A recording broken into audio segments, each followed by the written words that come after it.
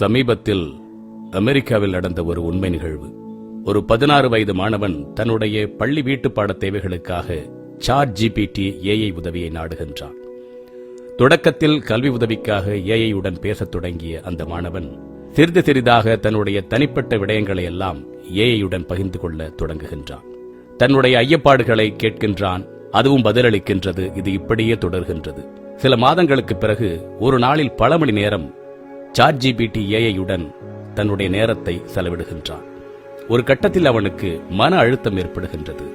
தனக்கு வாழ பிடிக்கவில்லை, தன்னுடைய வாழ்வை தானே முடித்துக் கொள்ளப் போகின்றேன் என்று ChatGPT-இடம் கூறுகின்றான்.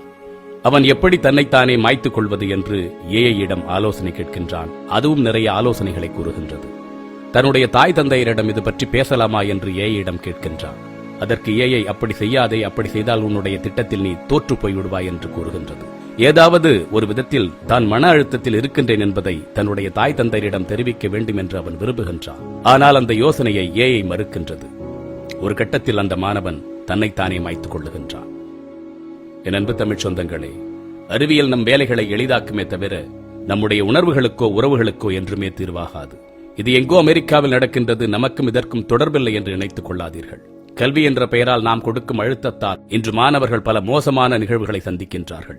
நாம் அதை கண்முன்னே பார்த்து கொண்டுதான் இருக்கின்றோம்.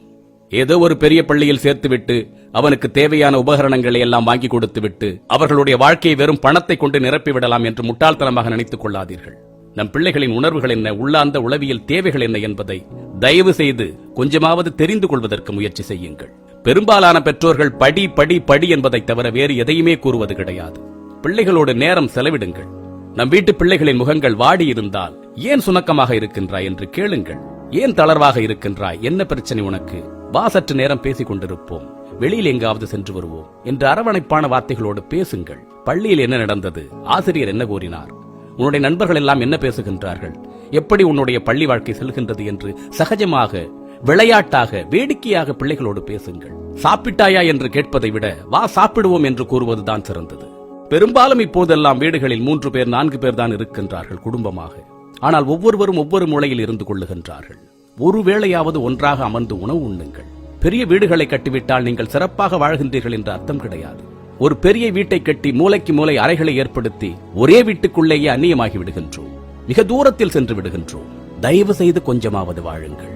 வரவேற்பறையில் அமர்ந்து வெட்டிக்கதை பேசுங்கள், சிரியுங்கள், சிரிப்பதற்கு நேரம் ஒதுக்குங்கள், மகிழ்ச்சியாக இருங்கள். வீடு என்பது வெறும் செங்கற்களின் குவியல் அல்ல.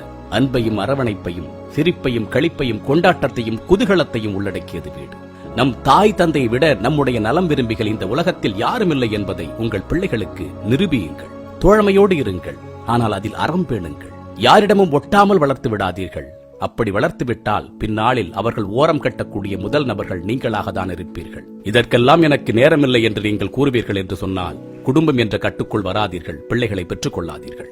ஆனால் ஒரு தனி மனிதனாக நீங்கள் எவ்வளவு பெரிய சாதனையாளராக இருந்தாலும் குடும்பம் என்ற கட்டமைப்பை உங்களுக்கு உருவாக்குவதற்கு இயலவில்லை என்று சொன்னால் உங்களது வாழ்க்கை அர்த்தமற்றது என்பதையும் புரிந்து கொள்ளுங்கள். ஆங்கிலத்தில் ஹோம், ஹவுஸ் என்று 2 சொற்கள் உண்டு. பொருட்களை வைக்கும் இடத்திற்கு வேர்ஹவுஸ் என்று பெயர். ஒவ்வொரு நாளும் உணவுக்காக நூற்றுக்கணக்கான உயிரினங்களை கொன்று உவிக்கின்ற இடத்திற்கும் ஸ்லாட்டர் ஹவுஸ் என்றுதான் பெயர். ஆனால் ஹோம் என்பது அப்படி அல்ல. அது அன்பால் உருவாக்கப்பட்டது, பாசத்தால் பிணைக்கப்பட்டது. நீங்கள் வைத்திருப்பது ஹோமா, ஹவுஸா என்பதை முடிவு செய்து கொள்ளுங்கள்.